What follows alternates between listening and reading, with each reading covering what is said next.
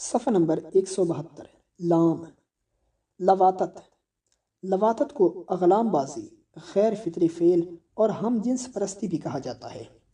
اگر کسی نے روزے کی حالت میں اغلام بازی یا لواتت کی اور عضو مخصوص کی سپاری اندر چلی گئی تو روزہ فاسد ہو گیا، خواہ منی نکلے یا نہ نکلے، دونوں صورتوں میں قضا اور کفارہ دونوں لازم ہیں۔ واضح رہے کہ لواتت کبیرہ گناہ ہے، شرم ناجائز اور حرام ہے، اس سے توبہ استغفار کرنا ضروری ہے، ورنہ آخرت میں بڑا سخت عذاب ہوگا۔